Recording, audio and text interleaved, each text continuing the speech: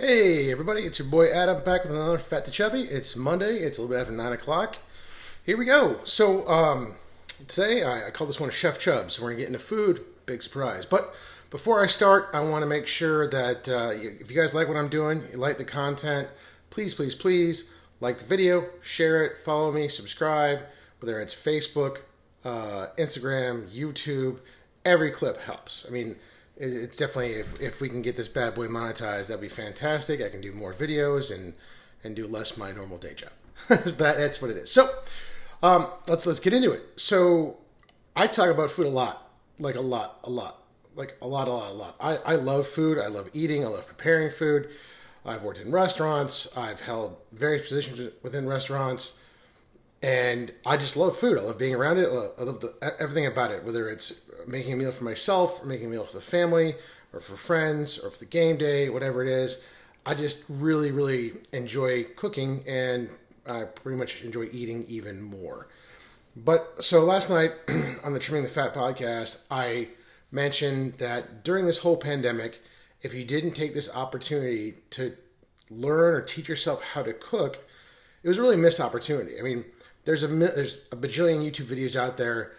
You can literally learn how to cook just sitting at home watching YouTube videos, and I think that's what a lot of us have done over this past year. Happy anniversary to that, and happy anniversary to my wife. It's 8 years today. So she's dealt with my madness this whole time, and she's definitely getting those wings. She's definitely earning her wings. So I guess getting back to the point, because I'm getting my own self off topic, which I'm kind of king of. So other than getting up every day and moving, right? The whole get up and move thing. You got to get up, move every day. That's one big piece of it.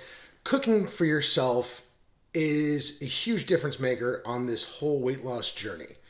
For many reasons, but really because you can control what you're eating, how it's prepared, everything that goes into it, whether you're using extra virgin olive oil or vegetable oil or whatever you're cooking it in.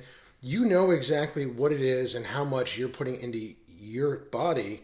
So if you're like me and I was counting calories and trying to be in a caloric deficit and tracking all that stuff through MyFitnessPal, there's no guesstimating. You can measure everything out and you know exactly how much of everything goes into everything. So, a lot of people don't know how to cook. I was fortunate enough to grow up learning how to cook and really embrace that working at restaurants. But now that I'm an adult and I'm a grown up and a dad and a husband, I like to make really good meals, but keep it very, very simple, right? So I practice and preach at the Church of Convenience. I also like maximum efficiency because we don't have a whole lot of time, and when people come home and they're starving, or if you have a 4-year-old that's complaining about this, that, and the other, you find out ways to make things that taste really good and make it really quick. So where do we start? I guess my 3 quick tips about making food at home: keep it simple, keep it easy, and you got to have variety. If you're like me and you eat the same thing, I know different attempts at losing weight, it was always like you need to eat chicken and brown rice and veggies, and I was just getting a habit of eating the same thing, and it just got really boring, and I needed to eat something else. And that's where I'd go off the rails, right? So, if you don't know how to cook, or if you want my Chef Chubs quick tips on how to be successful in the kitchen, I'd say you only need like a handful of things really. You need to have a working stove and oven, or hell, if you have grandma's hot plate, you can use that too. A baking sheet, because I do like to bake a lot of vegetables. If you know a baking sheet, you can go old school, like ghetto style, and make one out of tinfoil, right? So that you can't say, "Oh, I can't do that because I only have tinfoil." Well, there you go. A cast iron skillet's one of my good friends, and really keep it simple for seasoning. I mean, I like extra virgin olive oil and salt and pepper. I use coarse black pepper. I use a little black pepper cracker, whatever it's called, and then I like a sea salt or a Himalayan sea salt, depending on what you want to do. You can get all that stuff at your local supermarket. So if I have those things, I can basically cook any protein or any vegetable and make it taste good. It's really that easy, right? So what I do is I put my oven to 400 degrees. I get my cast iron skillet going. I put a little extra virgin olive oil in there. When the olive oil starts to smoke, I know it's ready. And then I'll sear my meat. If it's chicken or pork or whatever it may be, I usually sear it for about 4 to 6 minutes on each side, and then I finish it off in the oven. And you do it if you have a meat thermometer. That's good. You want to make sure everything's done. If not, you can always cut into it, make sure there's no pink in the middle, right? If you do pork loin, it can be a little pink in the middle. Certain members of my family do not like it that way at all. But if you cook it in the cast iron, if you sear it in the cast iron and finish it off in the oven, you have a nice seared outside, and then the inside is nice and moist. Because I know everyone loves that word so much. So it's just that easy. So other than salt and pepper, sometimes I'll throw garlic or garlic salt in there. If you don't know how to season things, if you're very self-conscious about seasoning things, you're very worried about it, check out Mrs. Dash.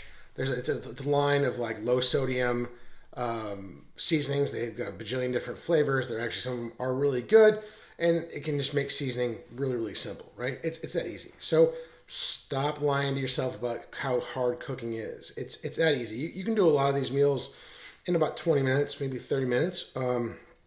If you're like me, I don't want to meal prep on a Sunday. I don't want to take half my Sunday and meal prep, because every day it's going to be like, you know what, I'm not feeling that. I don't want to eat that, right? Or there's only so much hot sauce I can put on something to make it taste better, and I want something completely different.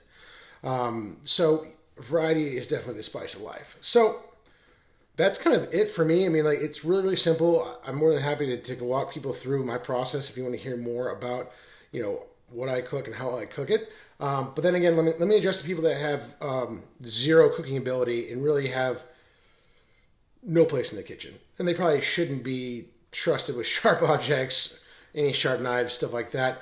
But I even have you covered. Now, in every supermarket, grocery store in America, there is, either by the meat section or the frozen food section, there are big bags of pre-cooked frozen chicken breasts, right?